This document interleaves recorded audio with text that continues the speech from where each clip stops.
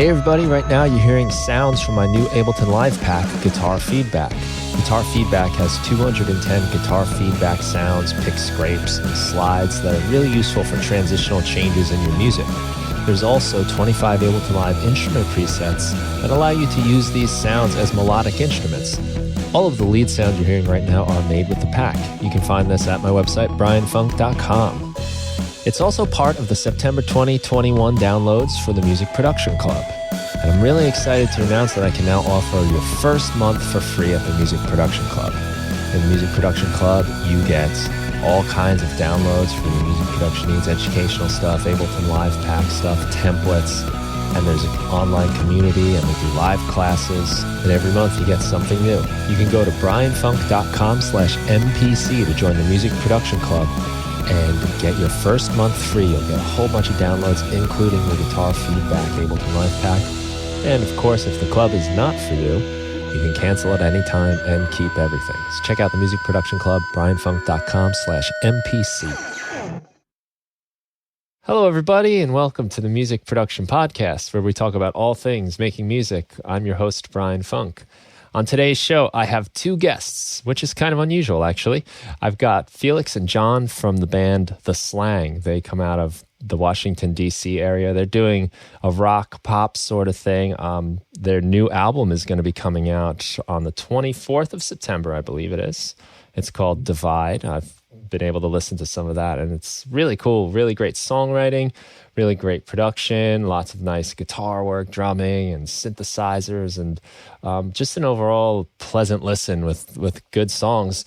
And I'm excited to talk to both of them to learn some of their songwriting tricks and tips, how they made the album, a little bit of their backstory, and the production behind it all. I think it's going to be a cool conversation, and I'm very happy to have you both here today. John and Felix, welcome. Thanks for having me.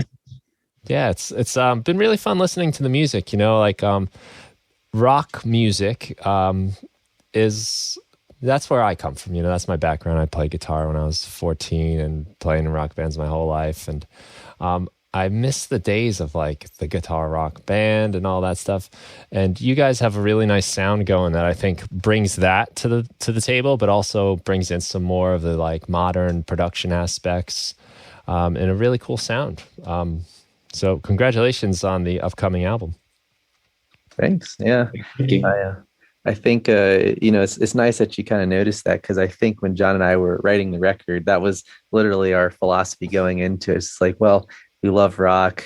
We want to present it in a way that maybe we can kind of start heading for those top 40 folks that need to, experience more guitars in their life. And hopefully we can lure a few folks in. I've seen like over the last few years, like, a blog post here or there that talks about like how the guitar is like slipping out of the top 40. And it is like almost unusual now to hear like the guitar rock band. And that used to be dominant on the charts. Yeah. So what was it like? So what decisions did you guys have to make with that in mind, that you wanted to kind of have that guitar sound, but also still be relevant in the modern music scene? Yeah, well, John, maybe I'll let you kind of, take the first half of this, because you can kind of talk about the previous songs leading up, and then, I can kind of give some thoughts as to our latest record. Sure. Yeah, I think before the album, that's coming out on the 24th, we had 3 EPs before that. And most of those songs I would have written on guitar, a few of them on piano. And I think kind of rooted in like a 90s guitar vibe thing. And I would try to get some different sounds in there, but it'd be very, very pick your spots type of thing, like maybe on a bridge or a pad, underneath something on here or there. And I think this time around, like Felix said, we were definitely looking to do something more modern, but still keep guitar in there as an instrument, no pun intended, but like a tool that we could use. And so, we would look at things from a modern pop perspective, like you mentioned, top 40, where guitar is falling out of favor. But we would look at those songs and still think about, okay, well, what is a modern arrangement? and take some elements. And if you look at the top 40 today versus the top 40 30 years ago, like the song lengths have gone way down. And most songs today might not have a bridge. They might start with the chorus. And so we were really kind of aware that things are changing and have changed quite a bit. In terms of how long songs are and what the arrangement looks like. And so that was in the back of our back. We always do what serves the song, but that was in the back of our head in terms of how can we modernize this, but then also use guitars as well. Yeah, and kind of building off of that is, John is obviously the longest standing member of the band at this point. But I joined the band maybe, how long ago do you think it was, John? Maybe like 2.5 years ago at least. Yeah. No, we did a lot of cover shows at first. Yeah. Yeah. And so, as work, I do run a studio here. And so when, John started talking about the latest record and stuff, we kind of went down that rabbit hole. And that was, this was the conversation that we had. And so, we started shooting for more of that modern sound. And, we had that conversation about like, well, hey, let's try putting more synth parts in here and, kind of trying to bridge the gap of a more modern sound with inspiration from the 90s and 70s and 80s and stuff like that. And, it's kind of an interesting thing where like, if you're in your car driving to work or something and you flip on the radio, you hear in like all the top pop hits, or talking like Taylor Swift and all those people.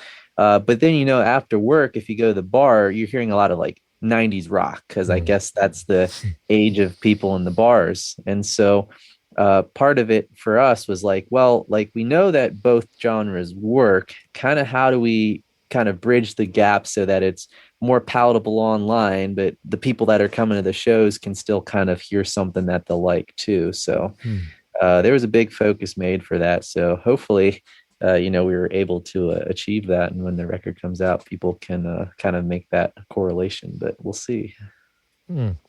Yeah, I can hear it a lot in the production, and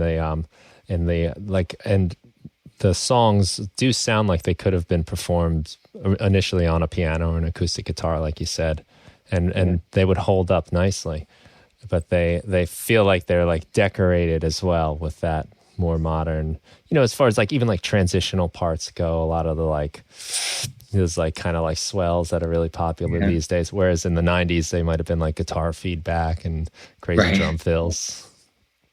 Maybe too. Do you have any theory, John? You mentioned about like the arrangements changing and the songs becoming shorter. Do you have any theories on what's causing that? Why that might be? Is it how we consume music these days?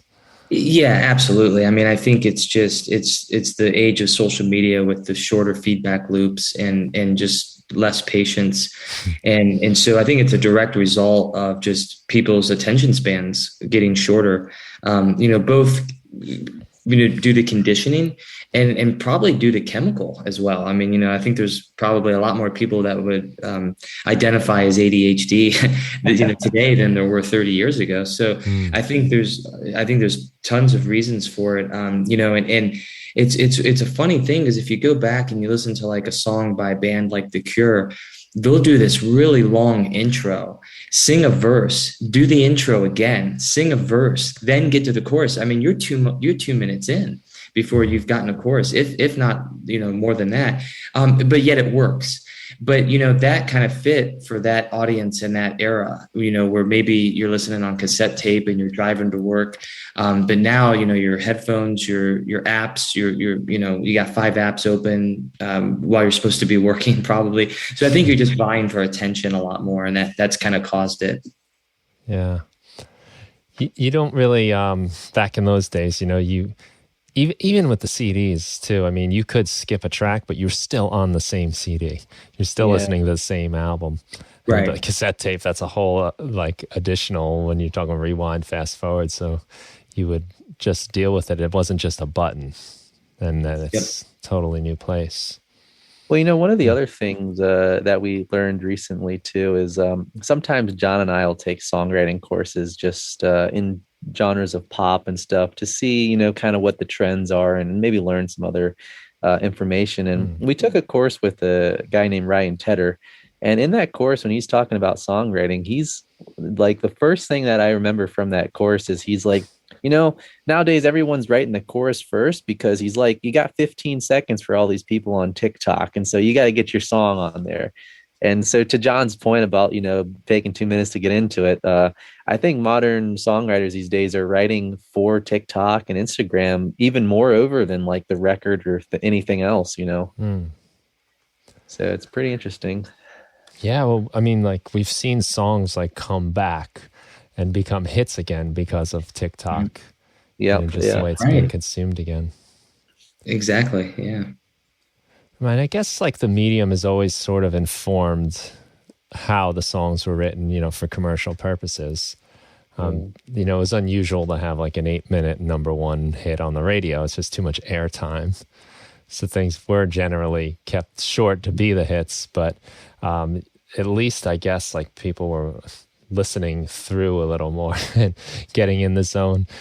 Do you find it a challenge to like, I always think of a song as like a world you go into and you get like kind of brought into the vibe. Do you find it challenging to create that in a shorter time, or do you have like any like ideas on how you can still accomplish that while kind of like, getting to the point, so to speak?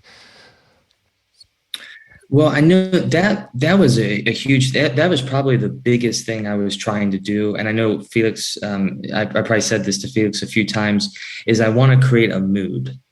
And so that's like, it's kind of just another way of saying like, there's a world that you want to go into and you want to evoke imagery and you want to have, kind of this experience with it. I would say that's very hard to do no matter what. And then that's maybe a little more challenging if you have a certain time, like a kind of a restriction on it. But at the same time, and I'm just picking random, songs that just for whatever reason come to mind right now.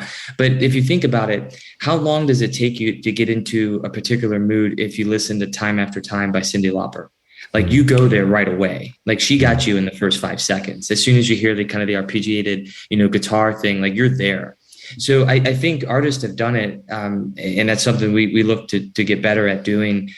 So I think you just have to get really good at it and you have to figure out a way to hook people in, as soon as possible. I hear a lot of that in a lot of the production too, in the I guess like they're like the warm pads that are kind of beneath things, like kind of gluing stuff together. Almost acts like it's almost like a reverb effect in a way, than that it's like this like kind of bed for the things to sit upon. I can hear that in your tracks a lot, so I guess that's like part of the consideration. But there is also the idea of like just getting there and pulling them in other ways too.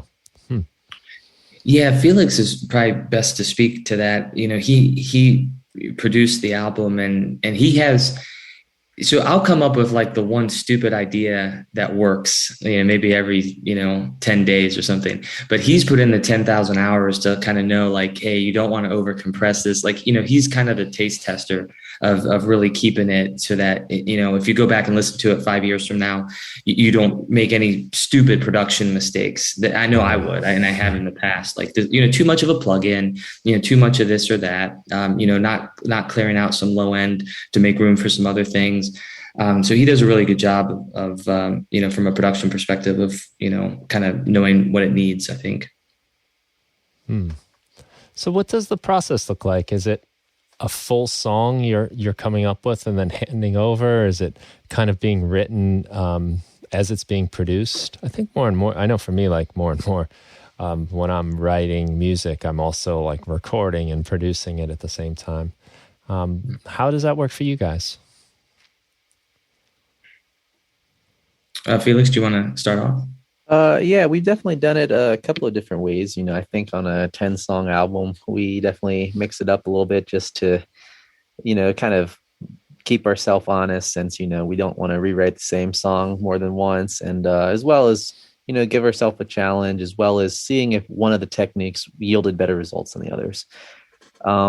But yeah, in most situations, John and I would sit in a room, we'd answer the question, is the song going to be fast, medium, or slow? And then what's the topic? And sometimes, we'll even do a writing prompt. Like I remember, one of the writing prompts is like Nothing Lasts Forever, which is the name of the first song on the record. And so we're like, well, hey, that song sounds a little bit, mid to fast tempo, feels like it could be a rock song. And like, we know that like the tag is either going to be the first line of the chorus or the last line of the chorus. And so, we kind of did that structure, and then, we started noodling around on the guitar, wrote the kind of the musical part of that. And then, John's kind of coming up with the lyrics as I'm kind of finalizing some of the production. And then, it kind of just goes from there. But a lot of times we would like to do like a full played demo of what we think it should sound like as a starting point, just to see if we like the song. There were definitely some songs on the record. And correct me if I'm wrong, but was the song Fiction the one we wrote like 3 times on the chorus before we realized that we liked what we had finally? Yeah, I think that was one of them, at least 3. It might have been 5, different, rewrites. Yeah. Yeah, rewriting is a part of the process. I think especially when you start collaborating. Yeah, that's what really made the difference. So every song that I'd written before writing this album, I went chronologically, intro, verse, chorus, whereas Felix is like, hey, let's talk about the chorus first, because if you don't have a chorus, then you don't have, a song that's really going to hit. And so that was very different, just because in my mind, I just went in, it makes sense. I just went in the sequence in which I listened to songs for all these years. And so I thought that's how you should do it, but it makes more sense, based on kind of the way he described it. And then having a co-writer is great, because you're a lot less likely to just leave good enough alone and somebody say, hey, this is, this melody needs to be written, and I think in this case, like Felix really helped make the bridges a lot stronger. Like for me, a bridge was, okay, what are the chords? Let me just invert that a little bit, and here we go. I think with Felix, co-writing, the bridges are true. There's some really cool moments in there that are different and unique. And again, we were conscious that a lot of modern music may not even have a bridge, but we liked kind of challenging ourselves to try to make it something that helps improve the song. How do you approach writing a bridge then, Felix? Well, yeah. So kind of, this is just my style. I don't know if it's entirely John's or not. So if it is yours, John, feel free to speak up. But kind of the way that I think we approached this was, to me, we were definitely trying to pull a lot of inspiration from top 40 songs. And so what they do in top 40 songs, which is probably exactly the same thing, it's just a different word, is that what they have something that's called like the post chorus, right? Which is, in a lot of songs, just like one word that they repeat for a bunch of times. And so it's, it's kind of just, it's just an extension of the chorus, really. But I guess in their world, they don't really want to label it as a bridge per se, because maybe they're thinking a bridge is something completely different, or, maybe they just don't want to use the word bridge because they're not trying to write that. But so kind of what I did was I took inspiration from that. And when we got to our bridges, it's something that kind of needs to build off the chorus. And in my mind, it needs to be just as catchy, if not catchier. In a lot of the songs we wrote, the bridge was actually the biggest part of the song, kind of always this upwards journey. You hit the bridge and then you kind of come down as the song starts to wind down. Or, you kind of hit the bridge and kind of just plateau to the end of the song, so that kind of my philosophy is, if the listeners made it to the last chorus of the song, like they've earned it. They need a little bit of extra something special, right.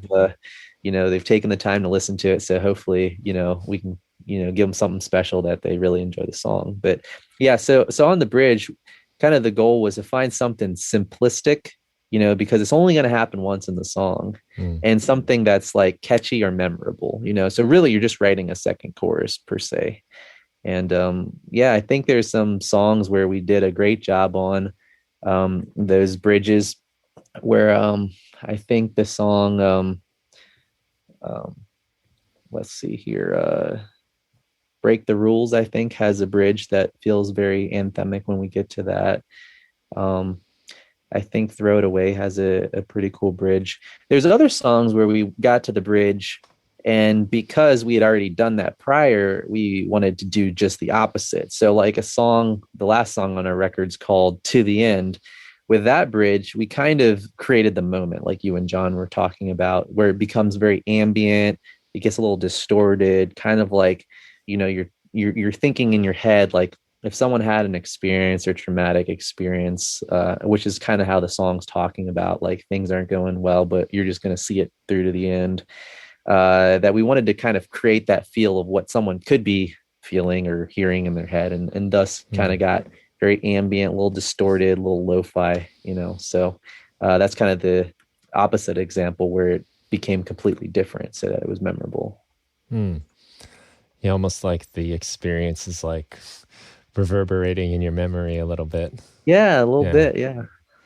I like the way you guys, I noticed you talking about this, like in terms of like what it's going to do to the listener, how it's not, you're not saying like, well, then we'll switch to like this chord, or we'll change, the rhythm or something. You're thinking more in terms of like those feelings, those moods, and the journey really it gives each part of the song like a purpose. Like this is here to do this for the song and for the listener. Yeah, and one thing that like we've learned a lot and heard a lot recently, and it might be something that everyone kind of knows, but until it's pointed out, it's a little less obvious, is that there's a lot of psychology that goes into songwriting, and I guess we should point out the fact that most of our songwriting, we're trying to write for the listener. Some bands write for themselves as musicians. I think John and I definitely write for the listener and try to, put some of our thoughts in that as well. So we're trying to do both, but I think the fan comes first, but we're trying to do it in a cool way that they might enjoy it. And so a big thing that's always talked about in situations like that is you don't want to do too many changes too quickly, because it becomes confusing or off-putting. And so a big thing is like chord changes and stuff are important, but they have to be done subtly. So like if you want the listener to focus on the lyrics, then don't change the chords, because the lyrics are already changing. If they already know the lyrics, then maybe you can change the chords because they're used to the words. So we're trying to make one or two subtle changes each part of the song so that it's digestible, it's very user-friendly, and enjoyable, I've read David Byrne's book, How Music Works, I think it's called.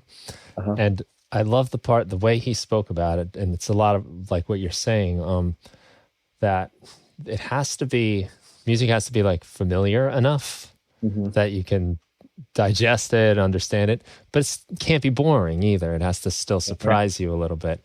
And you can't go too far in that direction necessarily, because then it's just like, well, what the hell just happened here? Yeah. Yeah, it's funny you mentioned the Talking Heads, because I was going to reference them too, because they're one of those rare exceptions to where they were catchy, but different and unique musically and lyrically.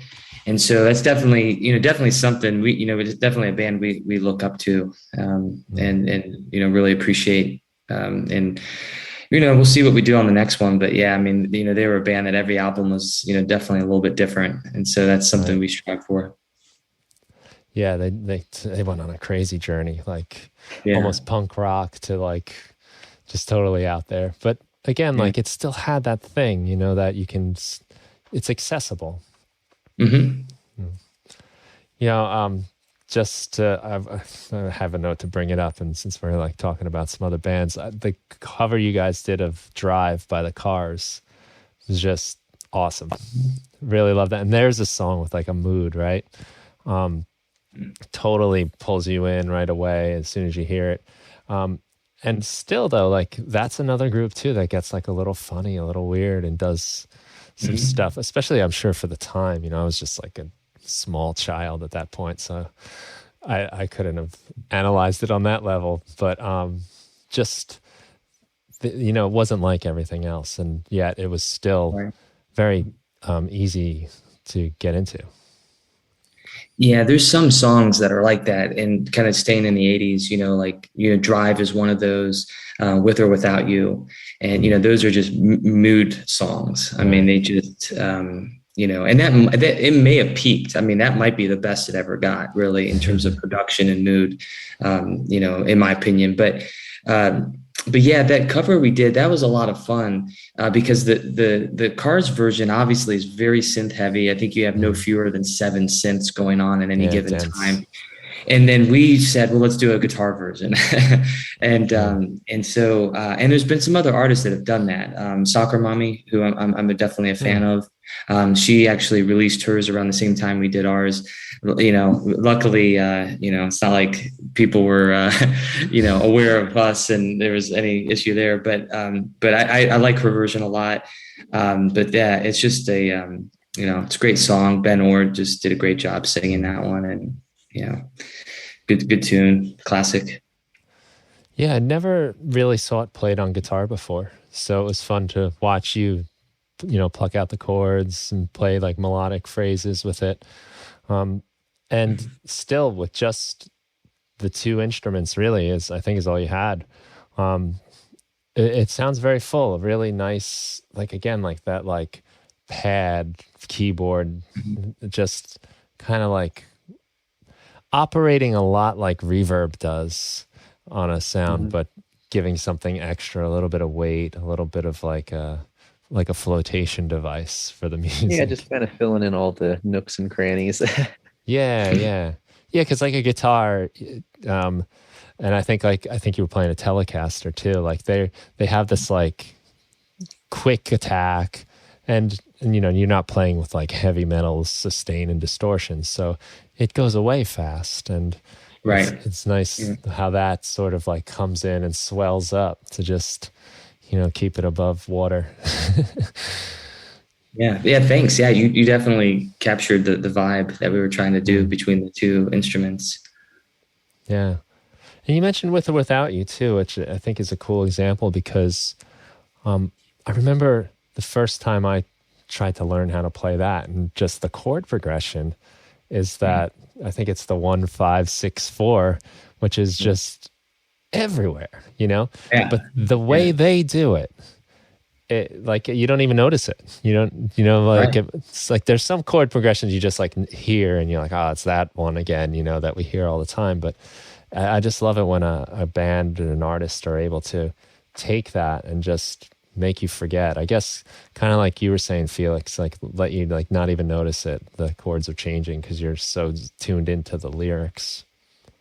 Yeah, and I think to that point too, what it kind of allows you to do that we notice is when you have a foundation that's not changing very often, then it lets you color the song a little bit more. So for us, we kind of did that so that we could put some cool guitar lines or some little synth parts or even some other extra little vocal parts in there.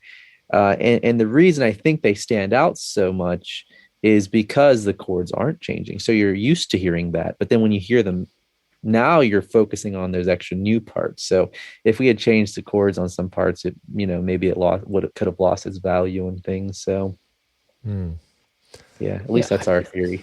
I hear you because and I started doing like live electronic style like performances, and one thing that often happens with like when you're going loop based stuff is you just kind of keep the same loop going for a long time and you build upon it. But what I have found is if you're, I guess, like judicious with the parts you put in and when you bring them in, and if you do like different parts at different times, it does, like you said, it colors it differently. It creates like almost like different chord extensions because you're playing different melody lines over it. And it can make something that's not really changing, especially if you just maybe alter the beat a little bit.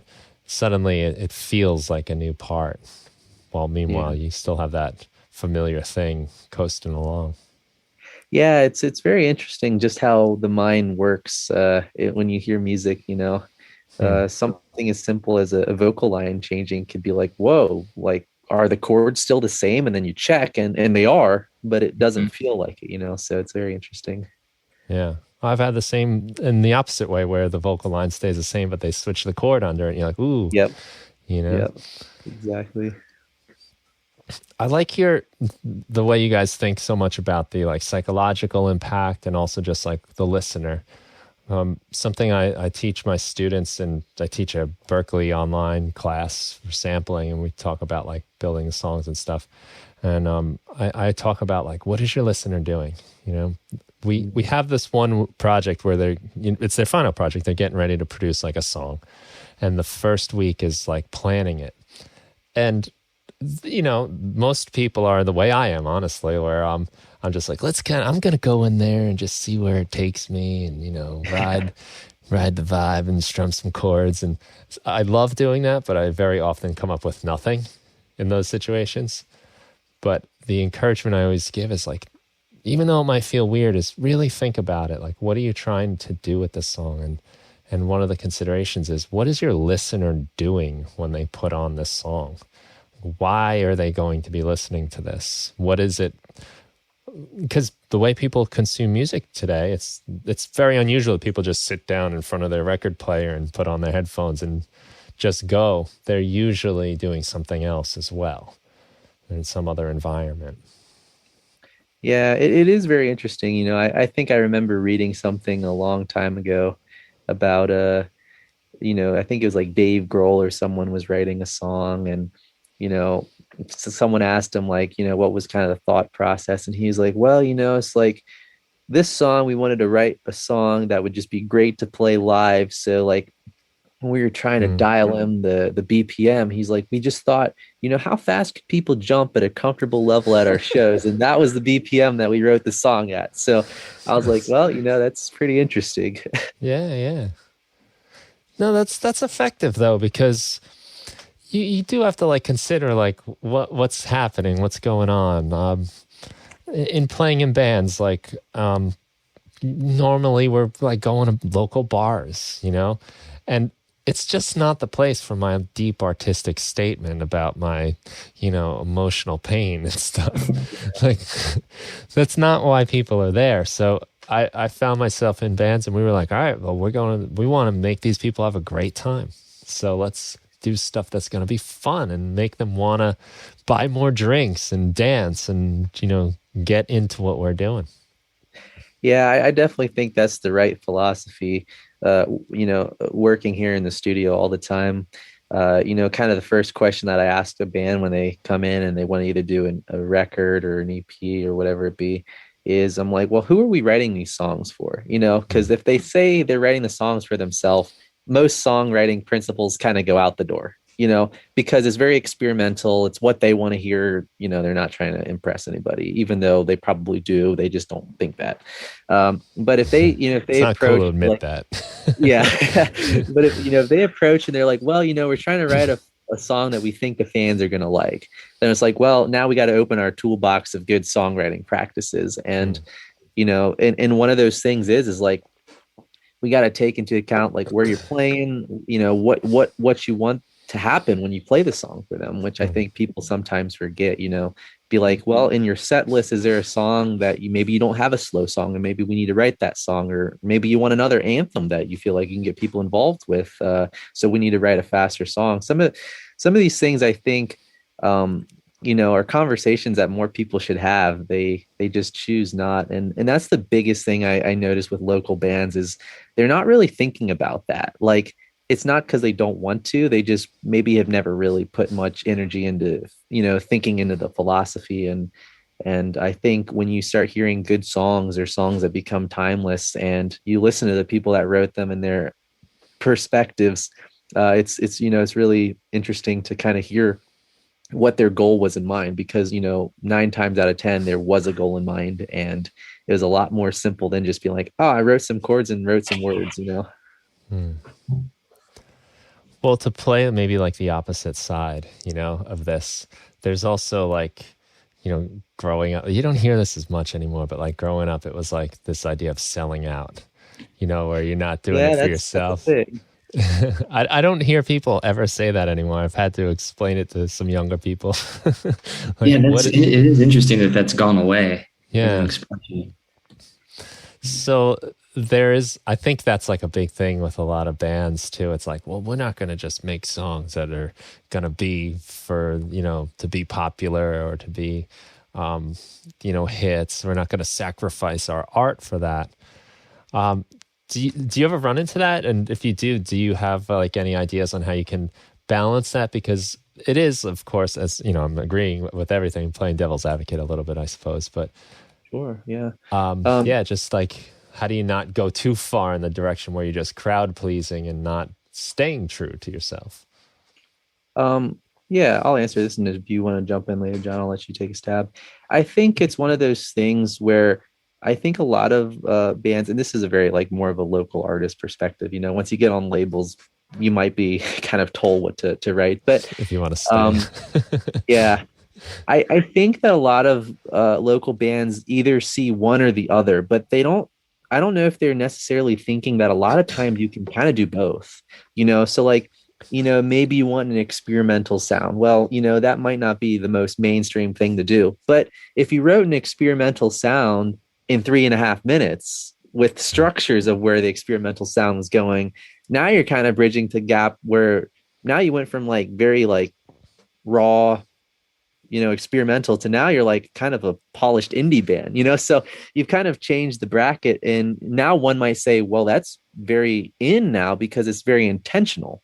I think intentional is the key word in this scenario. If what you're doing is designed to do something and you're following certain, kind of good practices, I think a lot of what a band can do can be harnessed and not really selling out. It's just, we're cutting off the access, unnecessary stuff that's just, we didn't really need it there to start with, and kind of getting like giving the song a haircut, kind of trimming it up, making it look good, getting ready for it to go out on the town Friday night.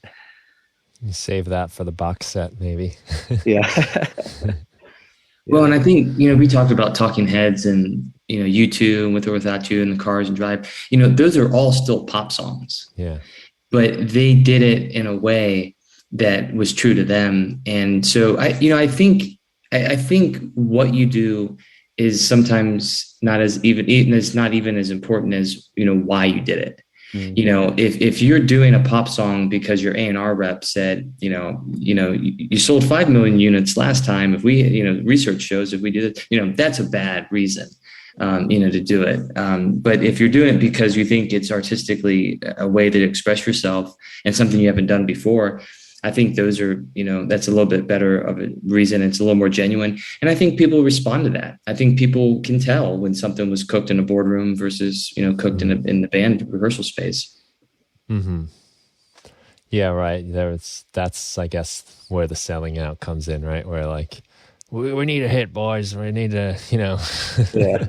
This is what everyone else is doing. You need to do it too. Wear this outfit and yeah. Go out there. Well, that's a big part of it too, is I've known bands that were chasing trends. When Pink was popular, they sounded like Pink. When, a country band was popular, they switched to country, and everything was great in their band. They still wrote good songs. They still had, great vocalists and things like that, but they were chasing trends. Mm-hmm. And people just don't respond to that. People like to be new. They like to think they're hearing something new. Hmm. Well, I think, in the album you guys are putting out, which will be out September 24th, we'll give the plug. I think that'll be right around the time this comes out. But you guys are also making a little bit of a change in the sound, if I'm not mistaken, right? Like, we're, the rock thing, but we're also looking at the more pop accessibility, if that's fair to say. Sure. Did you find there were any like things in particular that maybe like, because it's not necessarily chasing trends, but were there things that you saw that were going on that you said, ooh, that fits nicely with us, and maybe other things like, what, that's not really going to work for us as a band of who we are? Mm.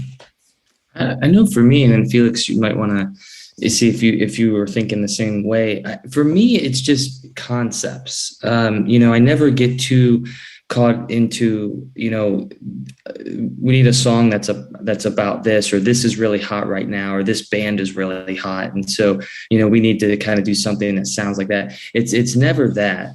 It's always just again, concepts of like, well, arrangements are getting shorter. Let's be aware of that, and if we don't go shorter in our arrangement, let's make sure it's good, and that it's still what you're going for is a good listening experience. So how you get there is can be different for each song. But so at the same time, there's like this, I think, awareness of what's going on. But for me, at least, it doesn't lead into any trends or trying to sound like anything. I'm very lucky in that sense. I don't feel like I come in with a kind of predisposed position. Mm-hmm. What about on the production end, Felix? I know John before mentioned like you were like in a way sort of like the voice of reason, not going too far with a certain plugin or not doing anything like that stick out to you.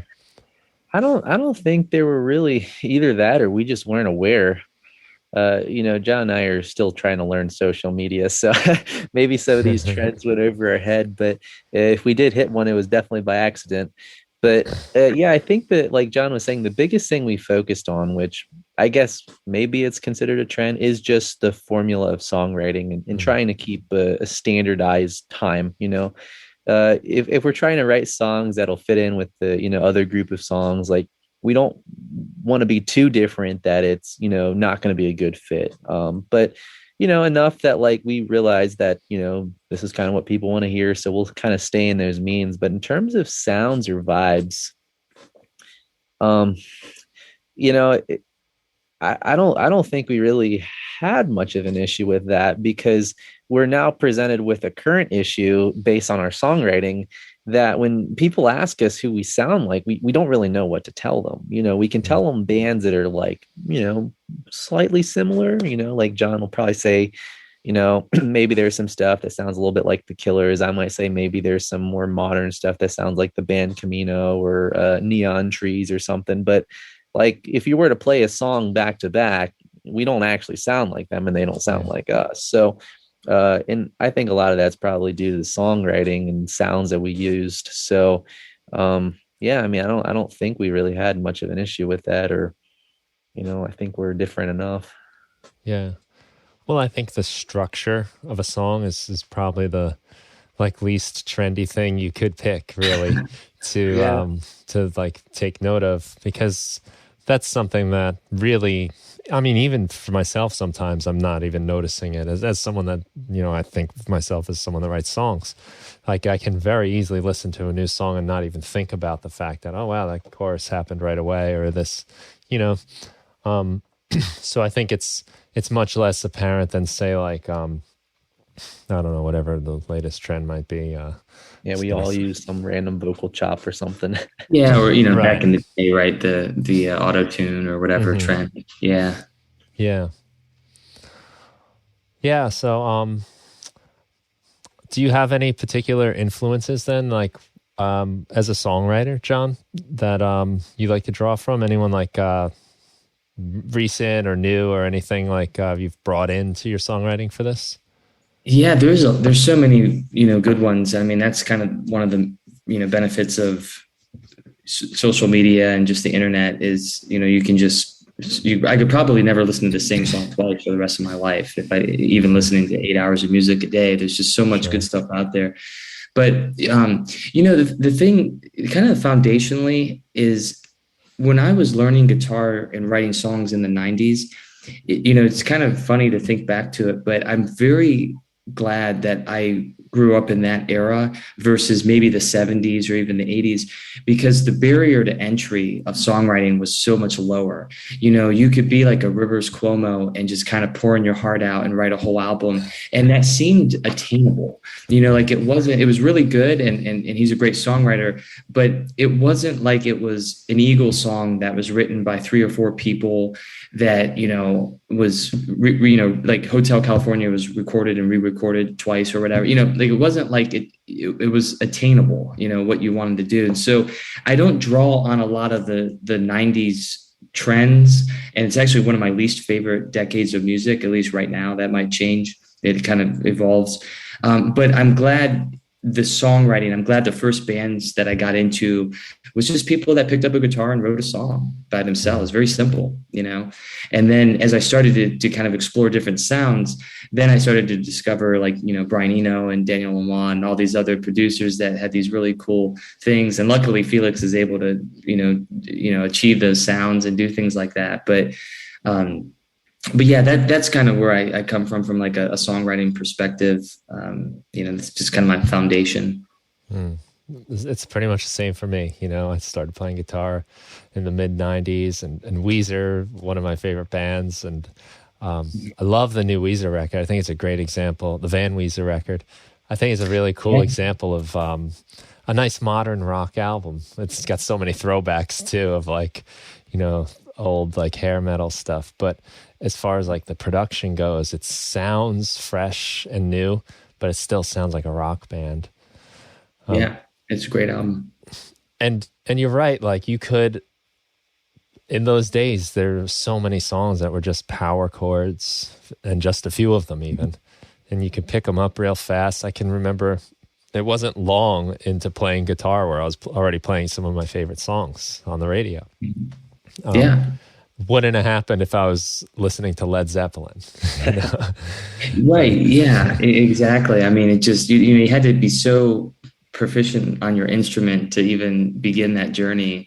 And everything got a little segmented, right? You had to have your lead guitar, so you had your lead soaring vocals and your bit, everybody was top notch. And that's cool too. But, the other thing too is when I was starting out in the 90s, there was only about 30 years of rock and roll to catch up on. If you wanted to go back to late 90s, but late 50s, but like, let's just say like, 1963 to 1996 or something, you got about 30 years, give or take. And so it doesn't take you long to really kind of get into some cool stuff and get through the Beach Boys, get through the Beatles, get through Velvet Underground, get through Modern Lovers. Like, you can almost rattle it off. Like we were all into the same stuff. And now there's 50, 60 years and just much more accessibility. So, it was kind of an interesting time to grow up and get through, the education of all these great bands that were out. Yeah. Yeah. It's crazy when you think about it that way.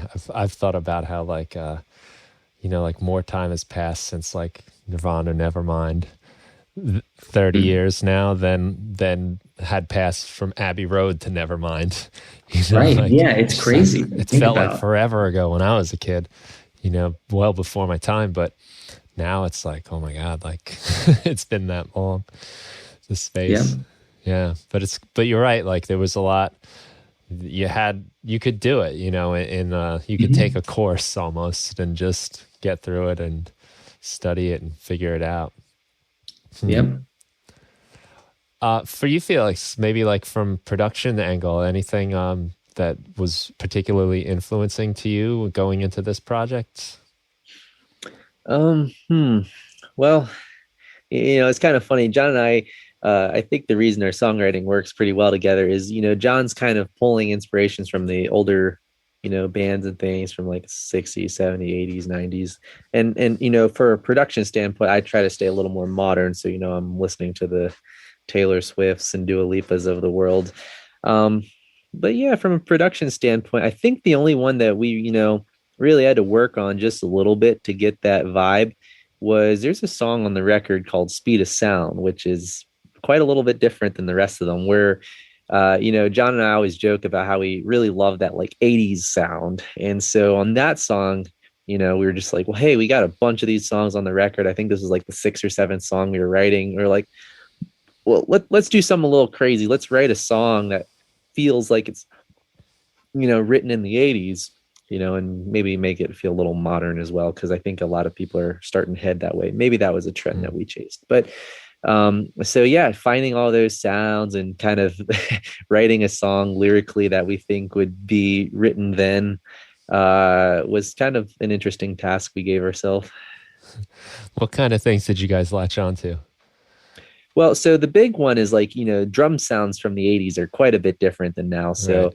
definitely took a little while to kind of figure out that tone and, kind of the guitar clean sound and from a vocal melody perspective, John kind of approached me. He's like, well, we should do that like high falsetto because that was like pretty in back then because everyone had high voices for some reason.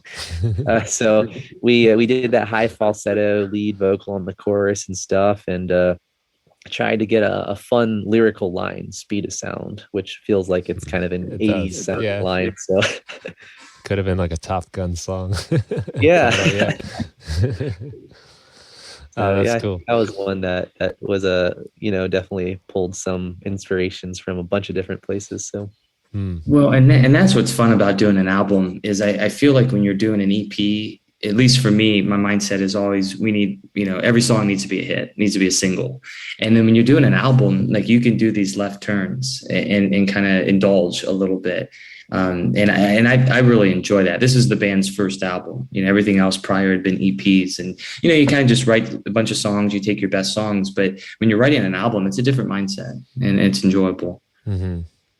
Yeah, you have that room to explore some other dimensions of the band, of your songwriting and production too. Yep. I wanted to ask you a little bit about like the cohesiveness of the album. You kind of started touching on that a little bit, where you had a few songs that were similar and now you want to break away. But I still think they all work nicely together.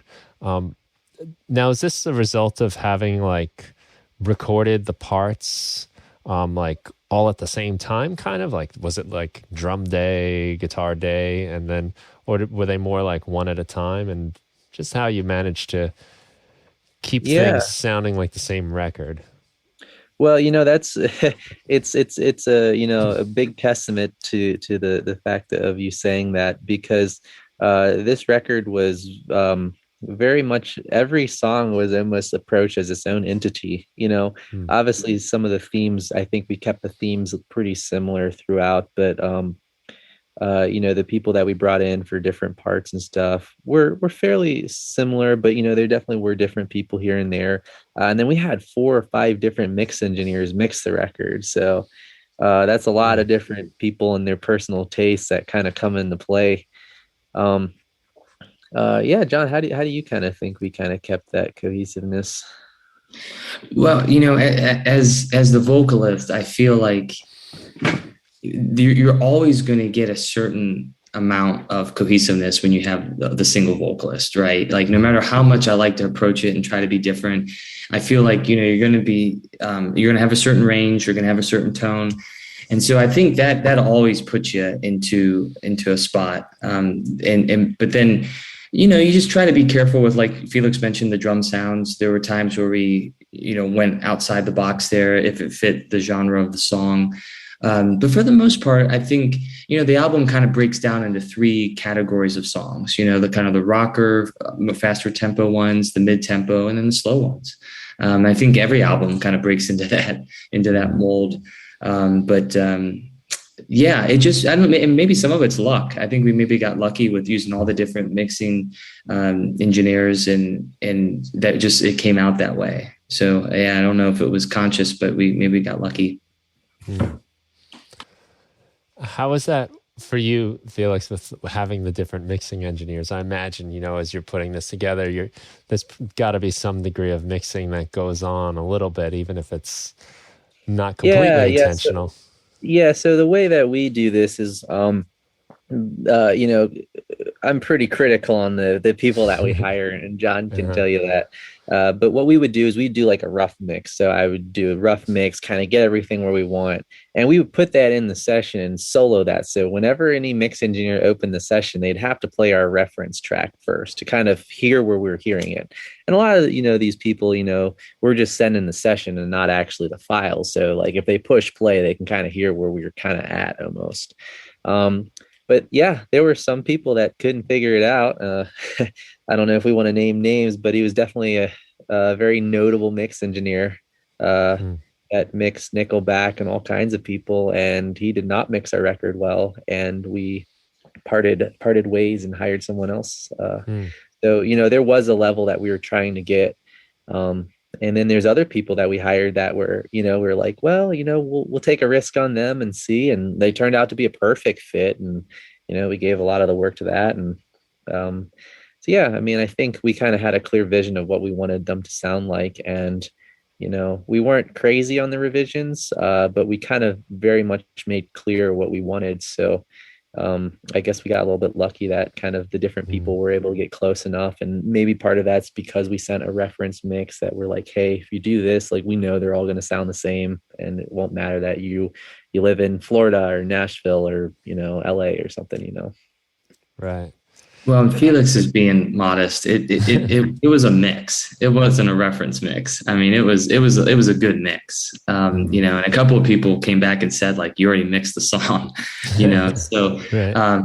but I think what Felix was looking for out of it was, like this, but with more energy, or like this, but with, insert, attribute that we were trying to do better than. And that's probably why we went to so many different people to try to get that extra 5% or 10%. Yeah.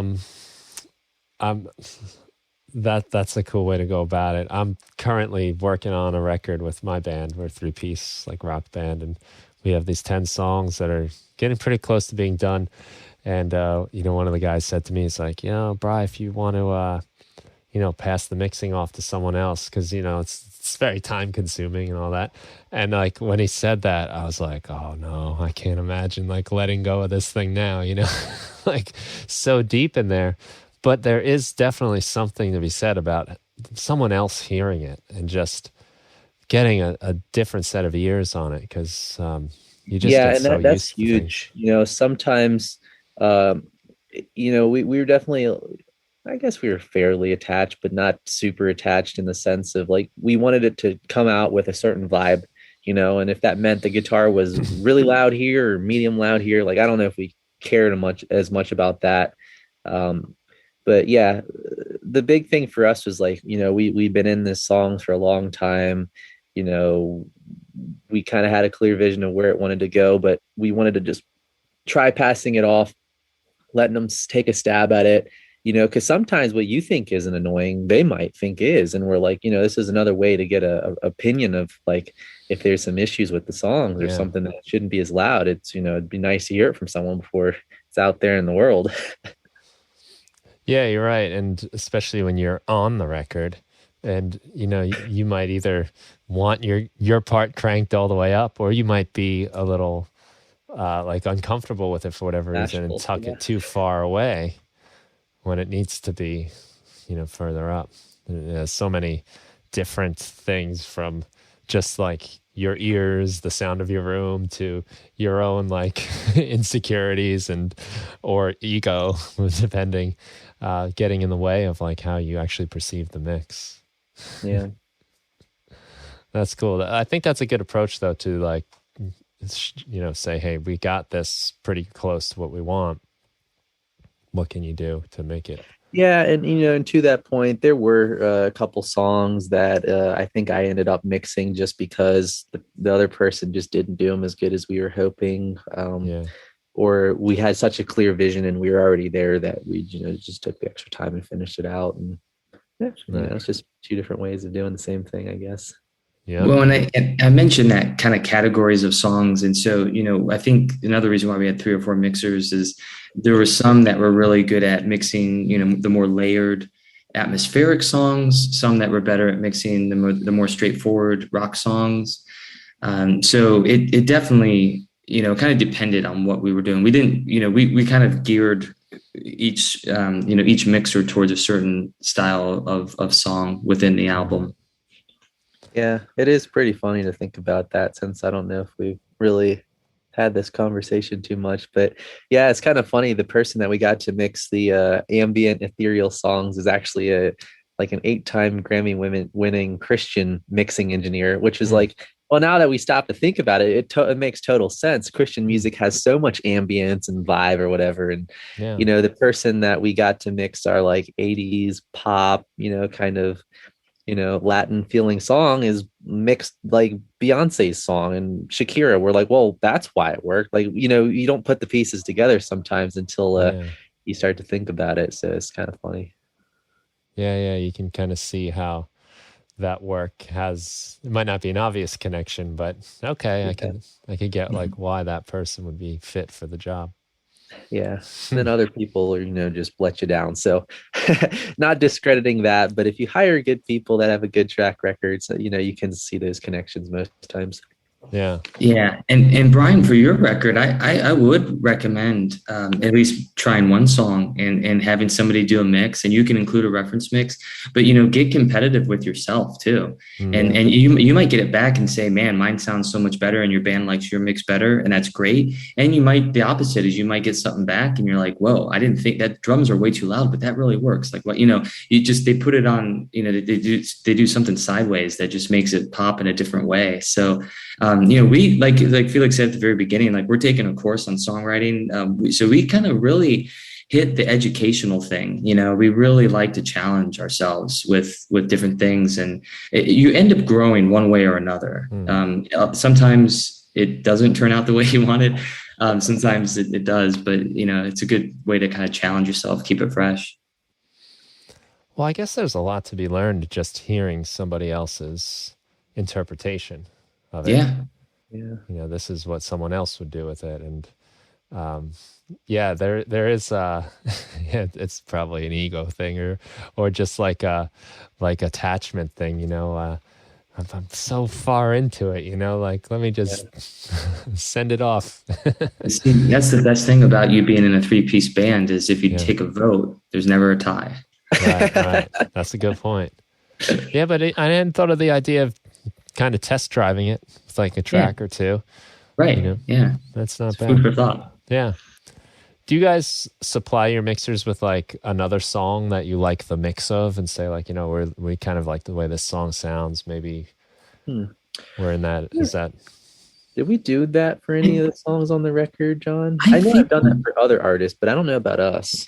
We may have once or twice. We kind of use the expression reference song. They're not our own song, but like you said, something that this album sounds cool. Yeah. I love the drums on this one or something. That can backfire. I would definitely do that with someone that I had a relationship with and I knew their work, but sometimes they can take it, there's like one, like it just maybe like an abstract vibe or one thing. And they just hear, they're like, oh, there's lots of reverb. Let me reverb this out. You're like, well, no, it's not so much the reverb. I just kind of wanted the balance of it, and so sometimes the reference stuff can backfire a little bit, but we may have done that with one or two of the people, but I think it was more just us listening to what they had done and us kind of coming to them thinking that's the vibe we want.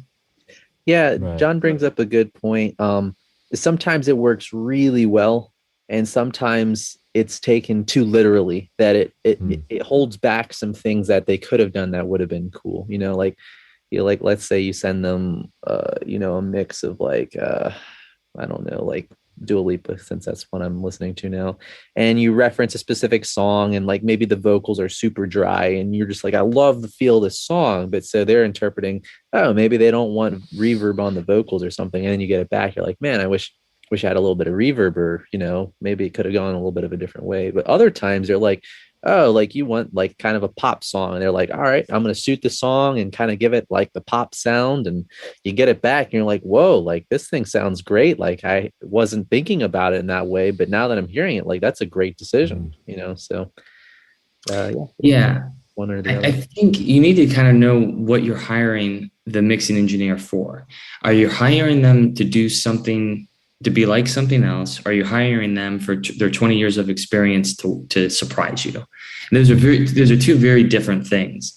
And same thing with session players. Are you hiring them to play it like the demo, or come up with something else? And that's a spectrum, right? I mean, that's not just A and B. I mean, that could be a little bit of interpretation or a lot of interpretation. An evolution versus a revolution type of thing. So I think it helps to know like what you're looking for. And obviously, we're all constrained by time and money, so you kind of have to choose what your approach is. Yeah, I think with mix engineers though, it's a little more predictable sometimes, because all you have to do is listen to their prior work, and the chances of them doing a similar thing is pretty high. Pretty high. Yeah. I mean, they probably have templates and who knows what else. So yeah. Yeah, that makes sense. And I could see the point, though. There's so many things in any given song to interpret that they might, if you're not careful. Well, and one thing that and one thing that we did too, because there was a time or two, I think there was some like special effects that we put in the song. Like, for example, we'll take the bridge of To the End Again. That has a very like distorted kind of radio kind of lo-fi vocal part.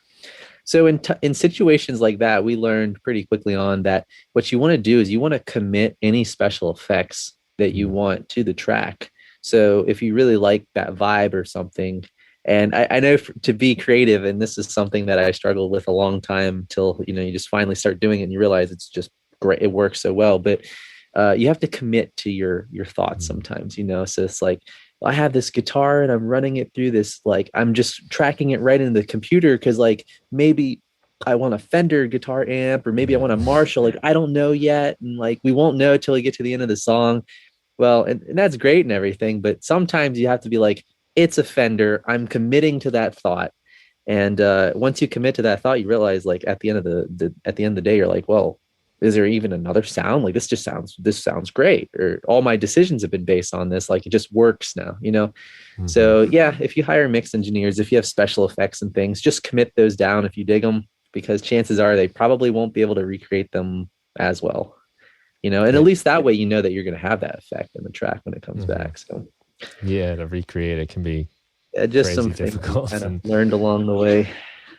Well, I think it's true because, like, really making a song is making lots and lots and lots of decisions. Yeah. And every next decision is based upon the decision you've already made. And we've had a number of those kinds of situations, like you said, like, well, we'll track the bass like direct and we'll run it through Amplitude and we'll have all these choices. And it's funny that like there's a couple songs where we didn't bother. We just plugged it in because we're just tracking. We'll figure that out later, and kind of forgot. And I'm adding my guitar over it, and then we listen. Like, man, the bass sounds cool. It's like, oh, this is a song we didn't even do anything to. Yeah, you're absolutely right. It's because you keep making decisions, and the thing is like, I feel like, and I've thought about this many times, but never like been able to disprove it. Is I think sometimes the tones that you choose, like, I would be curious if like you could get to the end of a song and really go back and hate a tone you picked because every decision you're making is, unintentionally based on that prior decision, So, I mean, I guess if you're a really bad musician and had like, practically tone deaf and maybe didn't know, it's plausible. But I think that every decision is subconsciously based on what's before it, that everything would be cohesive because everything is based on the prior, so it would all just work, but that's just still a philosophy. Yeah, I had to live through the painful era of when DI was so popular. And the way I think of it is, recording an album with a lot of DI is like a painter using clear as a color and saying, well, we'll figure that out later. You didn't paint shit at the end of the day. Like, and you kind of have to pick a color. Like, is this supposed to be an energetic painting with orange or red? That, like you haven't picked a palette yet. And so to your point, Felix, I think that's why it matches, because you're literally matching to something. It's tempting. I get it, but it's, it's kind of paralysis by analysis type of so many options.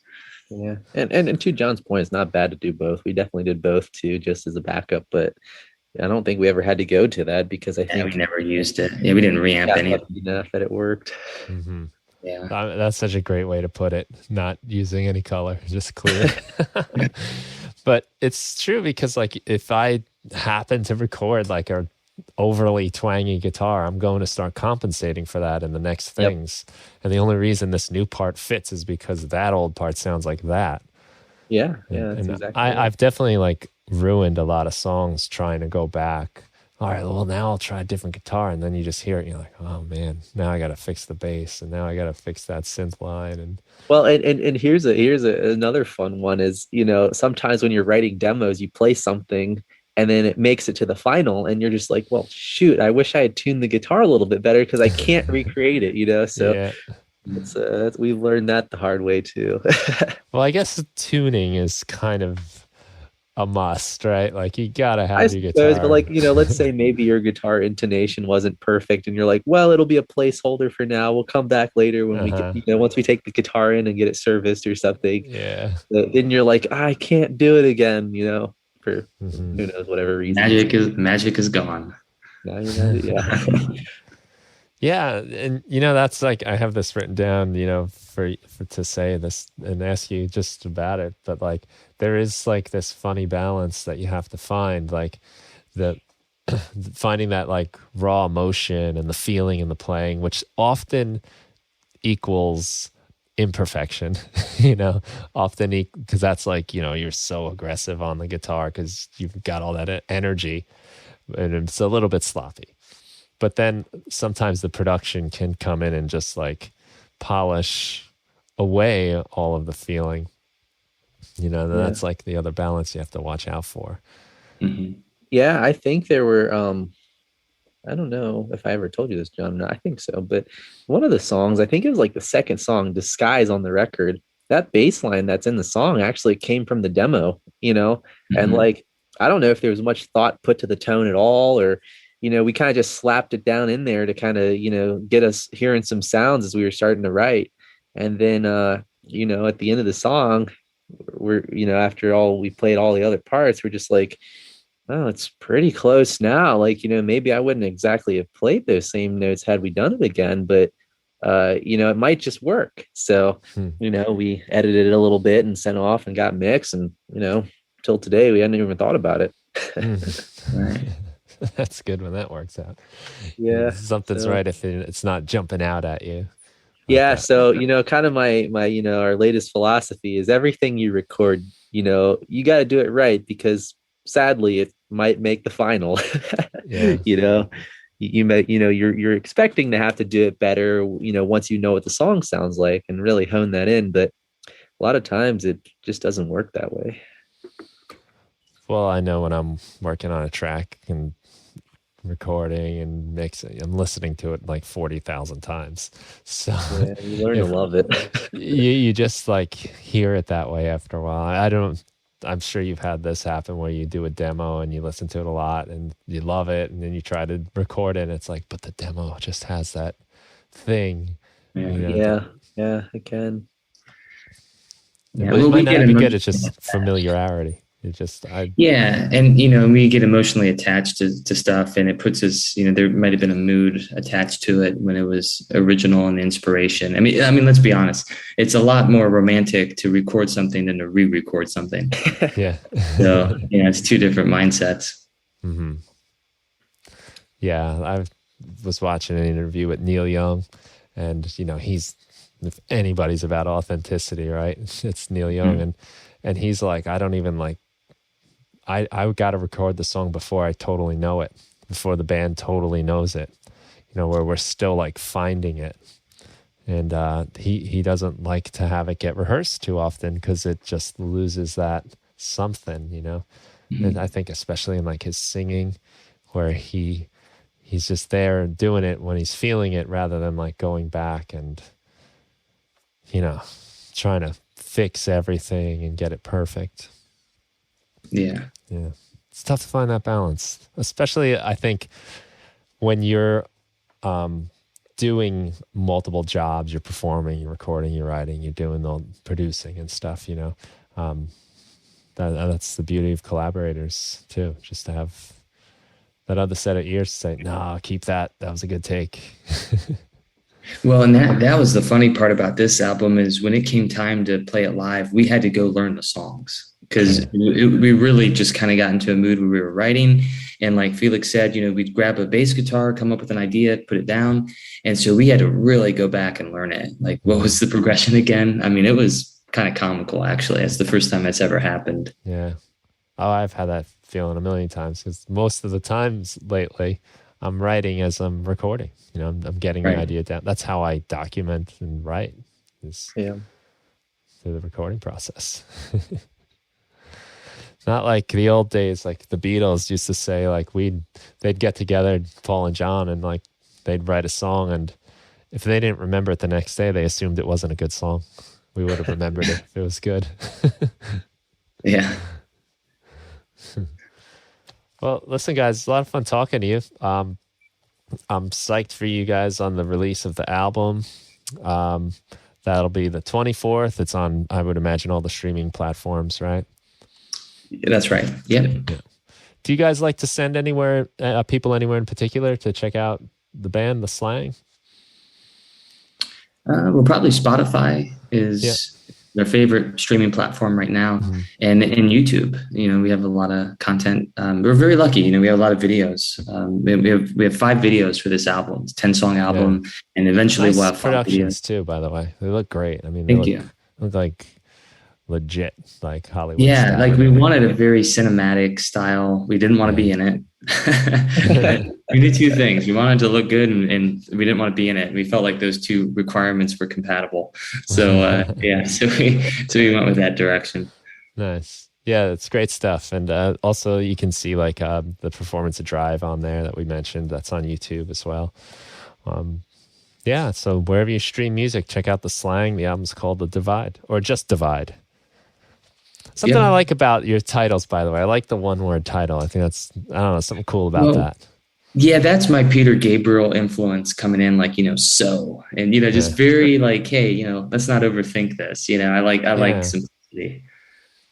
Yeah, it's like when it's a one word, it feels more like a name than a title or something. There's something, I don't know, something I think about lately, like it's a name, not like the title of the song. I feel like you either need to go really simple, like Divide, or So, or really complex, like, Melancholy, Infinite Sadness, right. Real, limerick type of thing. Yeah, that's true. That's funny. Great album too, by the way. Yeah. Good one for guitar players in the 90s. Yeah, definitely. Well, Felix, John, thank you guys so much. Everyone, check out the Slang wherever you get your music streamed. Go to the YouTube. And thank you so much for listening. Enjoy the day. Great. Thank you.